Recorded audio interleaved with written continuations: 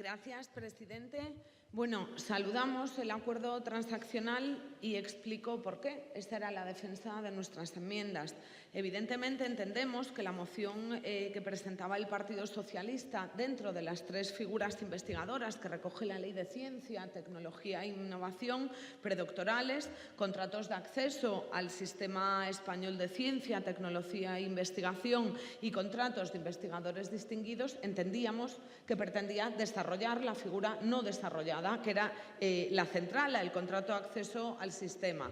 Bien, es imposible dotar de garantías laborales, es imposible dotar de garantías una figura investigadora cuando todo el sistema a su alrededor estaba desmontado. Y estaba desmontado porque la Ley de Ciencia no se ha desarrollado desde su aprobación en el año 2011, quedaban muchos retos alrededor y no se estaba realizando porque las dotaciones presupuestarias no eran las adecuadas. Parecía que había poco interés y lo entendemos con un gobierno que basaba nuestro sistema productivo en sectores de servicios, burbujas inmobiliarias y sectores de escaso valor añadido. Lo entendemos, pero creíamos que nos hacíamos trampas cuando no incluíamos todo lo que debe rodear de garantías a la figura. Hablar de derechos laborales es cierto que es imprescindible para incorporación del talento investigador, era imprescindible para hablar de garantías laborales y de consolidación de los profesionales a nuestro sistema. Les voy a poner un ejemplo. Esta misma semana la Asamblea de Investigadores de Compostela ha anunciado movilizaciones y ha anunciado huelga, primero por vulneración de derechos laborales y por vulneración y continuos ninguneos del derecho de sindicación y la representación de sindicación de los trabajadores. Entenderemos que esto no es solo competencia de la Universidad de Compostela, sino que son dos cuestiones en materia también de actuación del Gobierno central.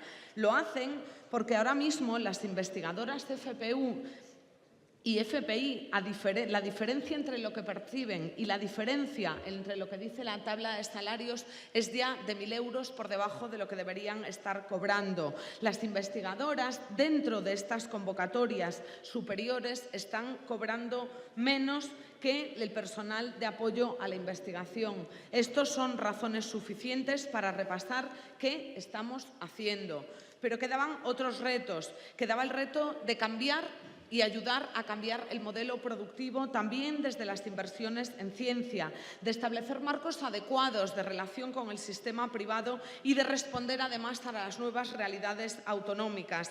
Quedaba incluir el derecho a la carrera profesional evaluable para el conjunto de las funciones de investigación y estos son, por lo tanto, los retos que tenemos por delante. Tenemos plantillas envejecidas, tenemos plantillas que necesitan de un espacio de feminización, tenemos plantillas profundamente masculinizadas y permítame que me detenga en el gran reto, en un reto que es común a todos los sectores productivos y es el reto de que vuelvan todas las personas que han tenido que marcharse. Independientemente de su formación o no, esto es un reto común que también las investigadoras comparten.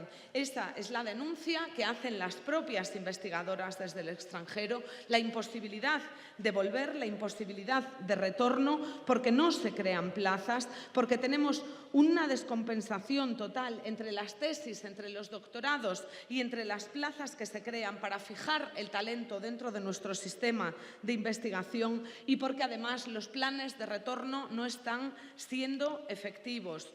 Creo que merece especial atención lo que reclaman también las investigadoras desde el ámbito hospitalario. La Asociación Nacional de Investigadores Hospitalarios hace un trabajo no solo densísimo, sino tremendamente documentado y con propuestas rigurosas en torno a su incorporación al sistema, en torno a la necesidad de presupuestar de una forma diferente y de dotar de más presupuestos la estrategia. Esto es lo que están reclamando. Se les negaba hasta este momento siquiera el contacto y, por lo tanto, pedimos también al grupo proponente a través de esta moción que si tiene alguna posibilidad, y entendemos que sí, porque también son el partido que sostiene al Gobierno, que den la vuelta a esto. Es imprescindible que el talento en investigación hospitalaria se consolide dentro de nuestro sistema. Y voy terminando porque se me termina el tiempo. Hemos acordado un aumento de 273 millones en el acuerdo firmado entre el Gobierno y Unidos Podemos, En Comú Podem, En Marea.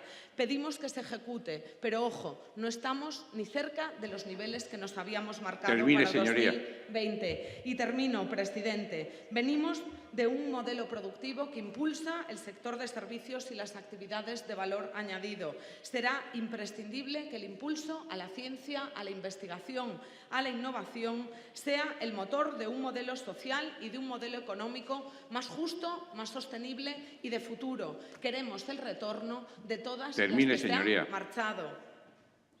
Gracias, senadora.